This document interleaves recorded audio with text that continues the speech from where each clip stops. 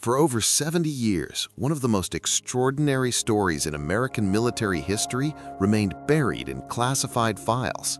Today, we finally reveal the untold tale of the brave soldiers who won World War II without firing a single shot, using nothing but their minds, their creativity, and their unwavering courage to save thousands of American lives. The art of military deception is as old as warfare itself. When ancient Greek warriors constructed the legendary Trojan horse, they understood a fundamental truth that would echo through the centuries.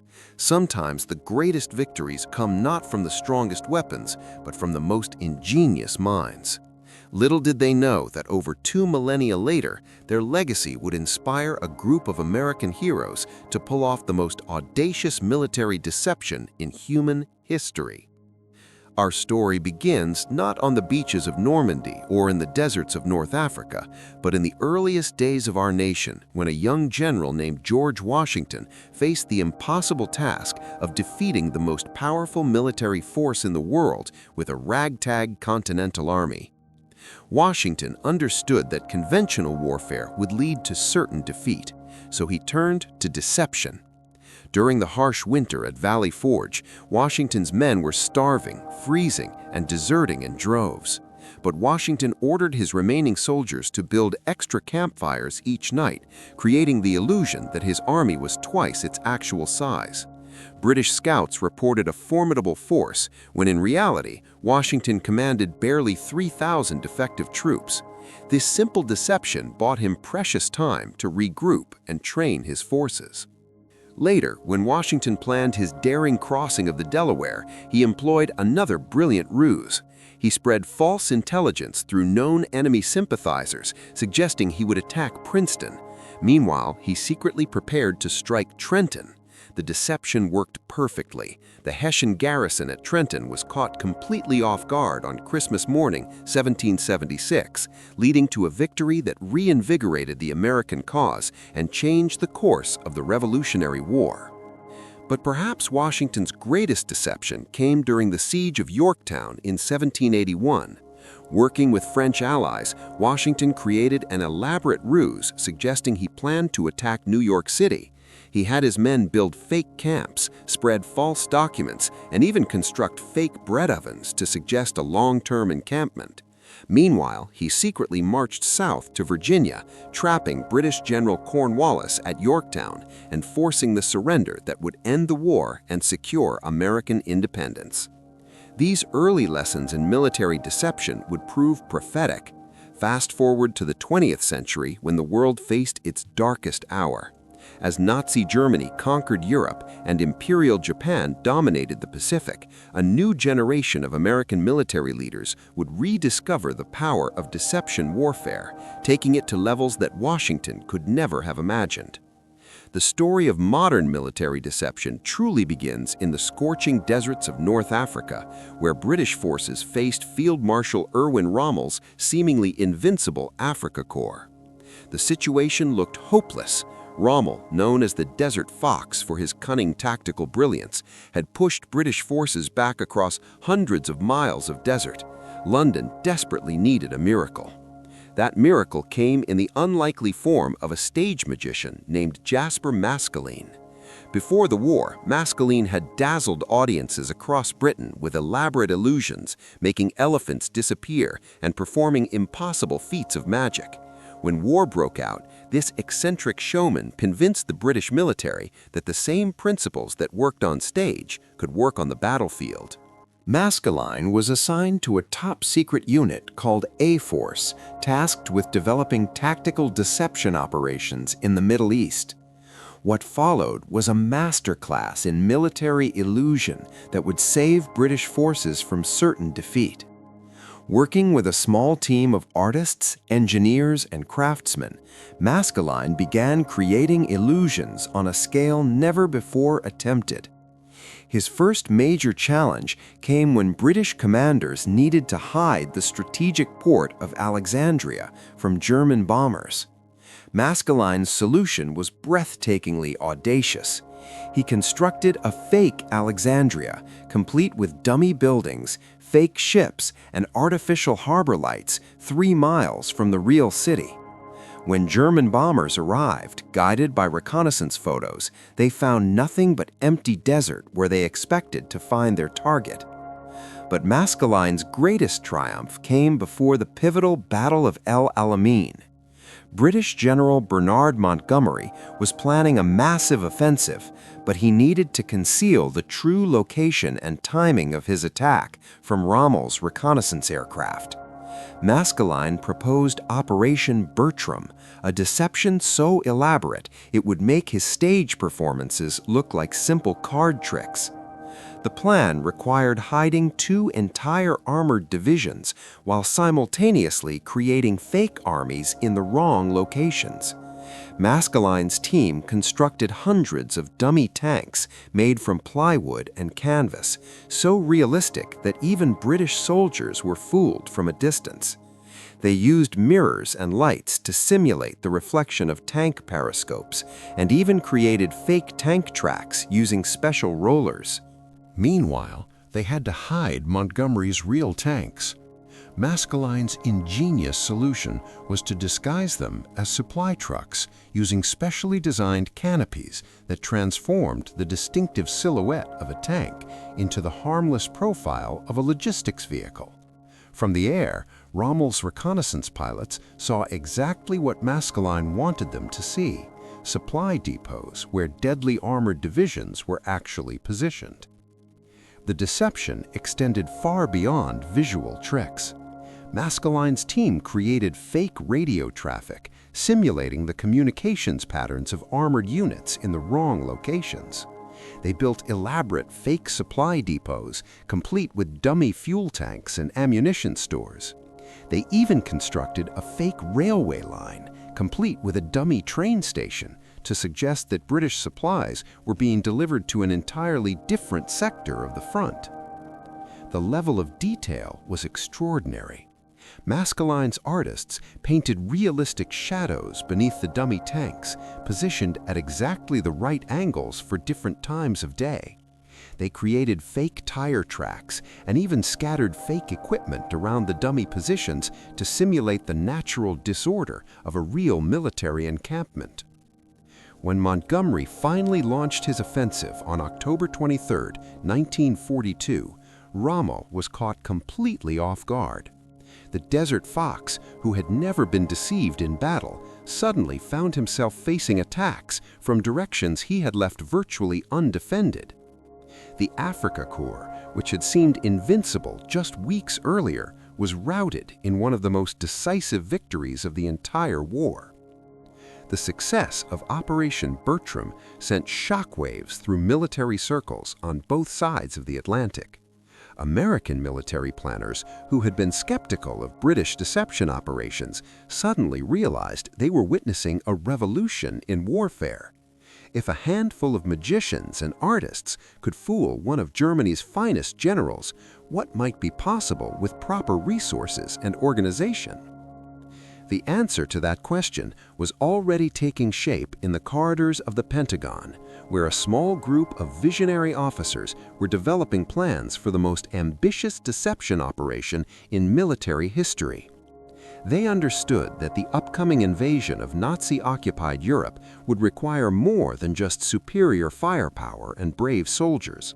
It would require the kind of strategic deception that could convince Adolf Hitler himself that the Allies were planning to attack in entirely the wrong place. The man tasked with creating America's first tactical deception unit was Colonel Billy Harris, a regular Army officer with an unusual background. Harris had studied British deception operations extensively and understood that successful military deception required a completely different type of soldier. Traditional infantry training emphasized following orders, maintaining discipline, and executing standard procedures. Deception operations required creativity, improvisation, and the ability to think like the enemy. In early 1944, Harris received authorization to form what would become officially known as the 23rd Headquarters Special Troops, though they would earn a very different name among those who witnessed their extraordinary capabilities: the Ghost Army. Harris was given broad discretion in recruiting personnel, with only one requirement. The unit needed to be capable of simulating any American division anywhere in the European theater. Harris knew that conventional soldiers, no matter how brave or skilled, would struggle with the unconventional demands of deception warfare. Instead, he began recruiting from America's art schools, advertising agencies, and entertainment industry. He wanted men who understood visual illusion, sound engineering, and psychological manipulation. He needed soldiers who could think like artists and artists who could fight like soldiers. The response was overwhelming. Young men who had studied at prestigious art schools like Cooper Union and Pratt Institute volunteered for what they thought would be standard military service, only to discover they had been selected for something entirely unprecedented. Fashion designers found themselves learning to operate inflatable tanks. Radio engineers discovered they would be creating phantom armies through carefully crafted false communications. Sound technicians learned to simulate the audio signature of massive military formations using nothing but speakers and phonograph records. The core of the 23rd Special Troops consisted of 4 specialized units, each designed to create a different aspect of military deception.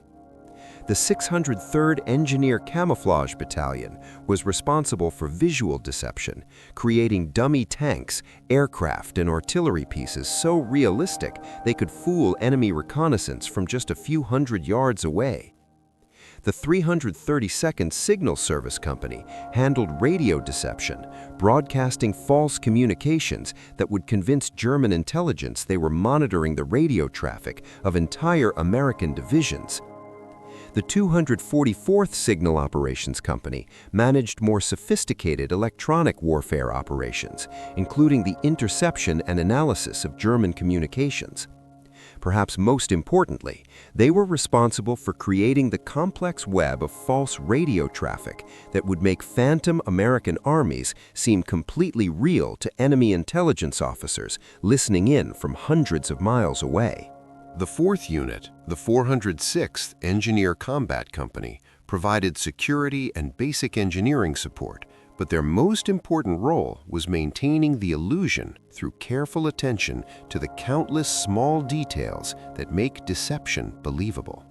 They created fake vehicle tracks, simulated the wear patterns of a long-term military encampment, and even managed the disposal of waste in ways that would be consistent with the phantom units they were portraying. The man chosen to command this unprecedented organization was Colonel Harry L. Reeder, a career infantry officer who had never commanded anything remotely resembling the 23rd Special Troops. Reeder was a traditional soldier who had spent his career learning conventional military tactics, and he initially struggled to understand how artists and sound engineers could contribute to winning the war. What Reeder lacked in experience with deception operations, he made up for with leadership ability and an open mind. He quickly recognized that his unconventional soldiers required unconventional leadership.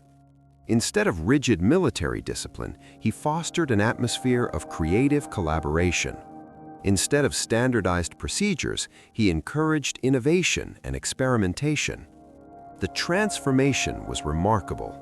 Within months, Reeder's ghost soldiers had developed techniques that surpassed even the sophisticated deceptions used by Maskelyne in North Africa.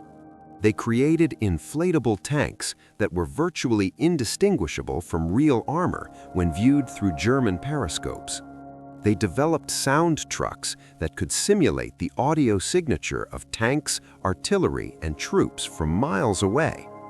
Most impressively, they learned to coordinate all these elements into seamless deceptions that could convince enemy intelligence officers they were facing entire American divisions. The technical challenges were enormous. Creating convincing dummy equipment required understanding exactly how German reconnaissance aircraft would observe and photograph American positions. The 603rd Engineers studied thousands of aerial photographs, analyzing shadows, color patterns, and the subtle visual cues that would make their creations believable to enemy photo interpreters. The inflatable tanks were marvels of engineering and artistry. Each dummy had to be precisely the right size and shape, with accurate details, down to the positioning of fake machine guns and the angle of simulated radio antennas. The rubber and canvas construction had to be strong enough to withstand wind and weather, yet light enough for a small team to deploy quickly in combat conditions. But visual deception was only part of the challenge. The radio deception specialists faced an even more complex task: creating the electronic signature of phantom American units convincing enough to fool the Wehrmacht's sophisticated intelligence apparatus. German radio intelligence officers were highly trained professionals who understood American military communications procedures in extraordinary detail. They knew exactly what radio traffic patterns to expect from different types of American units, and they could detect inconsistencies that might reveal deception operations. The solution required a level of technical sophistication that pushed 1940s technology to its limits. The 3132nd Signal Service Company developed specialized equipment that could simulate the radio communications of entire divisions. They created fake radio networks with dozens of fictitious stations, each broadcasting according to realistic communication schedules. They developed coding systems that would convince German intelligence officers they were intercepting genuine American military traffic while actually feeding them carefully crafted disinformation. The level of detail was extraordinary. Radio operators had to learn the communications procedures and technical vocabulary of multiple different American units. They studied the personal broadcasting styles of real American radio operators, learning to mimic the subtle patterns of speech and procedure that would make their transmissions seem authentic to trained German listeners. The Ghost Army's first major test came in the summer of 1944, shortly after D-Day, when American forces were struggling to break out of the Normandy beachhead. German resistance was fierce, and Allied commanders needed to prevent Hitler from moving his strategic reserves to reinforce the Normandy front. The solution was Operation Quicksilver, an elaborate deception designed to convince German intelligence that General George Patton was preparing to invade the Pas-de-Calais with a massive fictitious army group. The 23rd Special Troops played a crucial role in this deception, creating the illusion that significant American forces remained in England, poised for a second invasion. They established fake radio networks that simulated the communications traffic of non-existent divisions. They coordinated with British intelligence services to plant false documents and spread disinformation through double agents. Most importantly, they created a convincing electronic signature that German intelligence officers interpreted as evidence of massive American military preparations. The deception worked perfectly. Hitler remained convinced that the Normandy landings were merely a diversionary attack, and he refused to release his strategic reserves until it was too late to influence the outcome of the battle. By the time German commanders realized their mistake, Allied forces had established an unshakable foothold in Western Europe. But the Ghost Army's greatest challenges lay ahead. As American forces pushed inland from the Normandy beaches, they faced increasingly sophisticated German defenses. Enemy intelligence operations became more aggressive, and the margin for error in deception operations grew increasingly narrow. The 23rd Special Troops would need to perfect their techniques under combat conditions, often operating just miles from German front lines. Their next major operation took place in September 1944, during the Allied advance toward the German border. American commanders planned a major offensive, but they needed to prevent German forces from reinforcing the targeted sector. The Ghost Army was tasked with creating a convincing diversion, simulating preparations for an attack in an entirely different area. The operation required the 23rd Special Troops to establish a fake headquarters for a non-existent armored division. Within 48 hours, they had to create all the visual, electronic, and acoustic signatures associated with a major American armored formation. The 603rd Engineers deployed hundreds of inflatable tanks and dummy artillery pieces, carefully positioned to be visible to German reconnaissance aircraft. The signal companies established elaborate fake radio networks, broadcasting the communications traffic of tank battalions, artillery units, and support formations that existed only in the imagination of the Ghost Army's operators. The sonic deception was particularly sophisticated. The Ghost Army had developed specialized sound trucks equipped with powerful amplification systems and carefully recorded audio tracks. These vehicles could simulate the distinctive sounds of tanks moving into position, artillery pieces being deployed, and large numbers of troops conducting training exercises. German listening posts positioned miles away across no man's land detected exactly what American deception planners wanted them to hear, evidence of major offensive preparations in the wrong sector. The deception succeeded beyond all expectations. German intelligence officers analyzing the combination of visual reconnaissance, radio intercepts, and audio intelligence concluded that American forces were preparing for a major attack. They shifted significant reinforcements to defend against the phantom threat, weakening their defenses in the sector where the real American offensive was planned. When American forces finally attacked, they faced German positions that had been stripped of reserves to counter the Ghost Army's imaginary threat. The breakthrough came faster and with fewer casualties than anyone had dared hope. Entire German defensive lines collapsed as commanders discovered that the forces they had counted on to stop American attacks had been redeployed to defend against armies that existed only in the minds of a few hundred artists, actors, and engineers. Throughout the autumn of 1944, the Ghost Army conducted a series of increasingly sophisticated operations. Each mission taught them new techniques and revealed new possibilities for tactical deception. They learned to coordinate their operations with conventional military units, creating seamless transitions between real and phantom forces that completely confused German intelligence. One of their most audacious operations took place during the Battle of the Bulge, Hitler's last major offensive on the Western Front.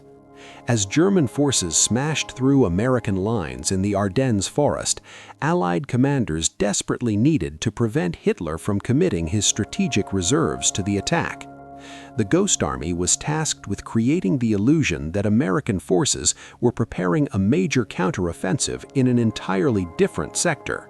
Operating under some of the most difficult conditions they had yet faced, the 23rd Special Troops established fake preparations for a massive American attack toward the Rhine River. Despite bitter winter weather and the constant threat of German infiltrators, they deployed their full arsenal of deception techniques. Inflatable tanks appeared overnight in positions that German reconnaissance aircraft could easily photograph. Radio operators established communication networks for phantom divisions that seemed to be massing for a major offensive. The sonic deception was particularly challenging in winter conditions. Sound travels differently in cold air, and snow affects both the generation and transmission of audio signatures. The Ghost Army's sound engineers had to completely recalibrate their equipment, adjusting volumes and frequencies to account for weather conditions that could make their deceptions detectable to German listeners. But they succeeded brilliantly.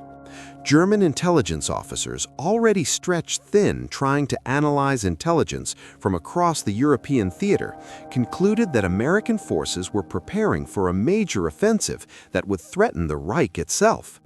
Hitler, convinced that he faced imminent attacks from multiple directions, refused to commit his remaining reserves to the Ardennes offensive. By the time German commanders realized that the American preparations were entirely fictitious, the moment for decisive action had passed.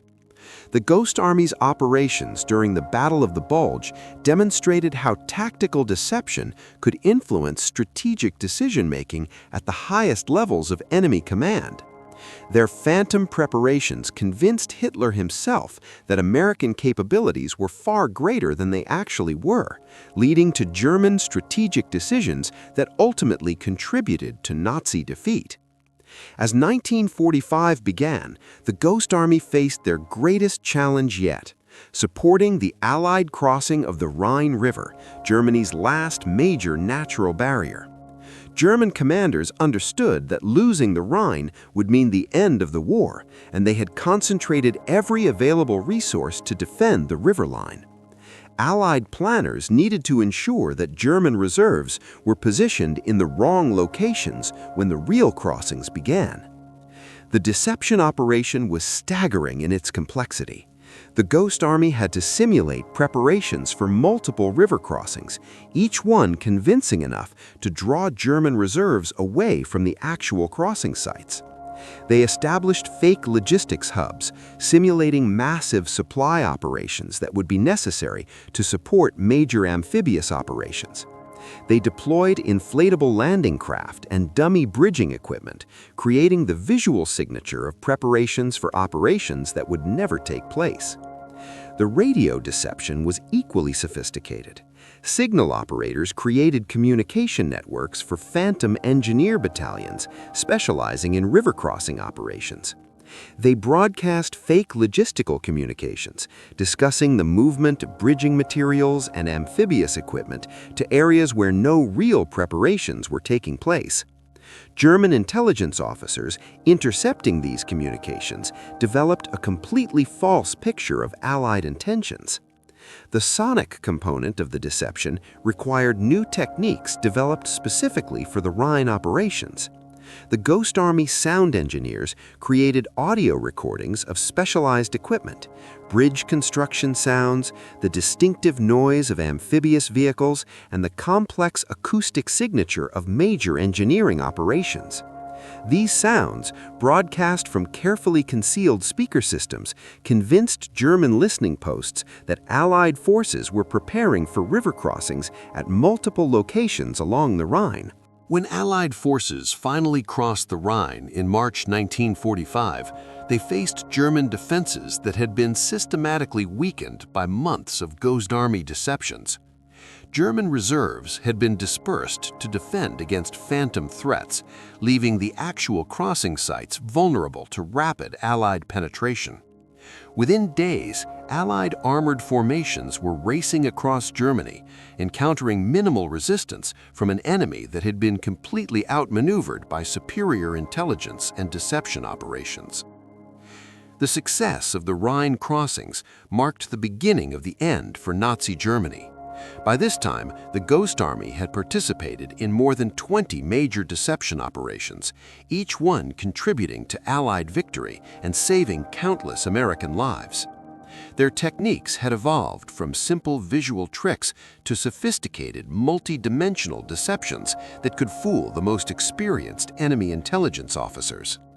But perhaps their greatest contribution was proving that modern warfare required more than just superior firepower and traditional military virtues. The Ghost Army demonstrated that creativity, imagination, and unconventional thinking could be decisive factors in military operations. They showed that a relatively small number of highly trained specialists could have strategic impact far beyond their numerical strength. The men of the 23rd Special Troops had revolutionized military thinking about the role of deception in modern warfare. They proved that psychological operations could be as important as kinetic operations, that winning the battle for enemy perceptions could be as crucial as winning the battle for physical terrain. Their legacy would influence military doctrine for decades to come, inspiring the development of psychological operations and information warfare capabilities that remain classified to this day. As the war in Europe drew to a close, the Ghost Army prepared for their final challenge, invading the Japanese home islands. Military planners understood that conquering the Japanese home islands would require overcoming fanatical resistance and could cost hundreds of thousands of American lives. The Ghost Army's deception techniques would be crucial in minimizing casualties by convincing Japanese commanders that American attacks were coming from unexpected directions. But the atomic bombing of Hiroshima and Nagasaki ended the war before the Ghost Army could demonstrate their techniques in the Pacific theater.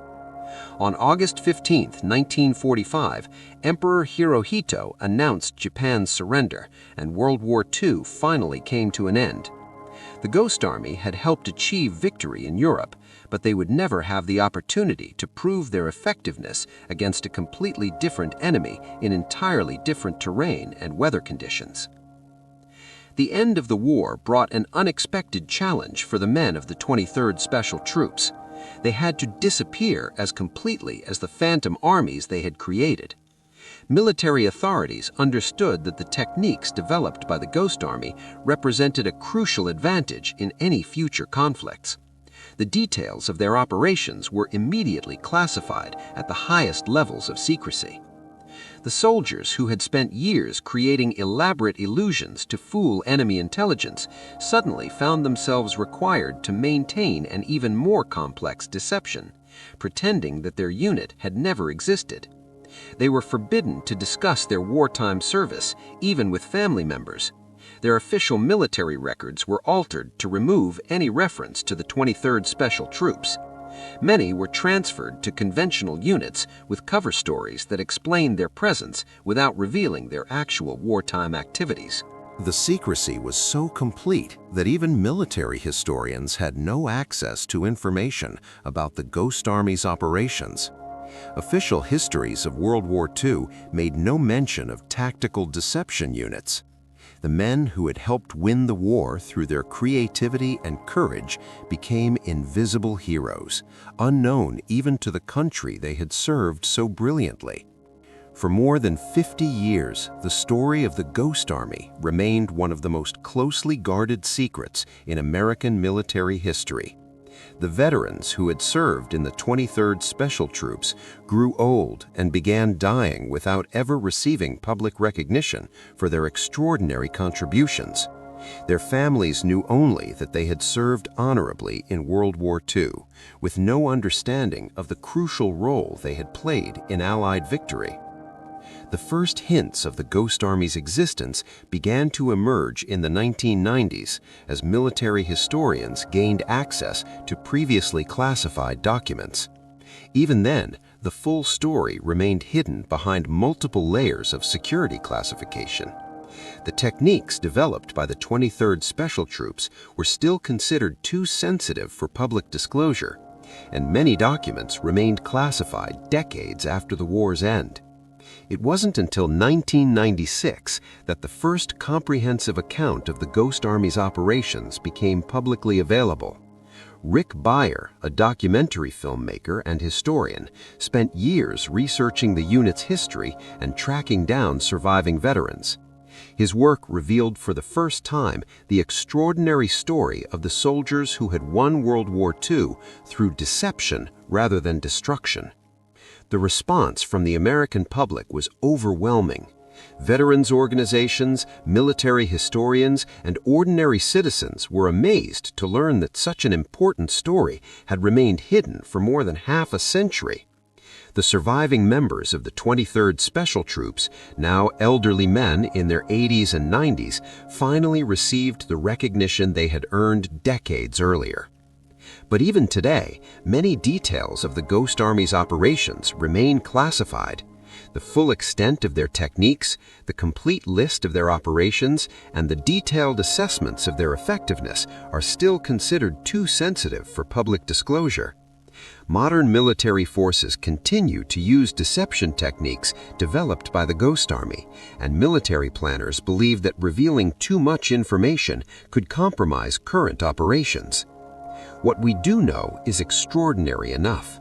The Ghost Army participated in more than 20 major deception operations during their brief but crucial existence. They successfully deceived German intelligence officers on numerous occasions, contributing to Allied victories that saved thousands of American lives. They proved that modern warfare required new types of soldiers with unconventional skills and innovative thinking. Perhaps most importantly, the Ghost Army demonstrated the power of American creativity and ingenuity when directed toward a just cause. These were not professional soldiers trained in traditional military academies. They were artists, actors, engineers, and designers who volunteered to serve their country and discovered that their civilian skills could be transformed into powerful military capabilities. Their legacy extends far beyond their specific contributions to World War II. The Ghost Army proved that victory in modern conflicts requires more than superior firepower and traditional military virtues. They showed that psychological operations, information warfare, and strategic deception could be decisive factors in determining the outcome of major military campaigns. The techniques they developed influenced military thinking for decades after the war. Every major military force now maintains specialized units trained in deception operations. The principles of tactical deception that the Ghost Army pioneered have been adapted for modern electronic warfare, cyber operations, and information warfare campaigns that remain classified today. But perhaps their greatest legacy is the proof they provided that ordinary American citizens, when faced with extraordinary challenges, could achieve things that seemed impossible. The men of the 23rd Special Troops were not superhuman. They were regular people who volunteered to serve their country and discovered that their creativity, determination, and ingenuity could change the course of history. Today, as we face new challenges and new enemies, the story of the Ghost Army reminds us that American strength comes not just from our military technology or our economic power, but from the creativity and courage of individual Americans willing to serve something greater than themselves. These forgotten heroes proved that sometimes the greatest victories come not from the loudest explosions, but from the quietest courage of citizens willing to sacrifice everything for freedom. The Ghost Army's story is ultimately a story about the power of the human imagination when directed toward a noble purpose. In a war fought with the most advanced technology available in the 1940s, victory often depended on the ability of individual soldiers to think creatively, adapt quickly, and execute complex deceptions under extreme pressure. The artists and actors of the 23rd Special Troops proved that in the right hands, creativity could be as powerful as any weapon ever devised. Their example continues to inspire new generations of Americans facing their own challenges and threats. In an age of global terrorism, cyber warfare, and information operations, the Ghost Army's techniques are more relevant than ever. The battles they fought against Nazi deception and propaganda foreshadowed the information wars that democratic societies fight every day against authoritarian regimes and extremist movements. The men of the Ghost Army understood intuitively something that military theorists would spend decades trying to articulate, that modern warfare is ultimately about competing narratives, conflicting perceptions, and the battle for hearts and minds. They proved that victory belongs not necessarily to the side with the most tanks or the biggest bombs, but to the side that can most effectively shape how enemies and allies understand reality itself. For more than 70 years, their story remained hidden in classified files, known only to a handful of military historians and intelligence officers. Today, as we finally tell their story, we honor not just their specific contributions to Allied victory in World War II, but their enduring example of American creativity, courage, and commitment to freedom. These were the Ghost Warriors, soldiers who won the greatest war in human history without firing a shot. heroes who saved thousands of lives through the power of imagination, patriots who served in silence for more than half a century before finally receiving the recognition they so richly deserved.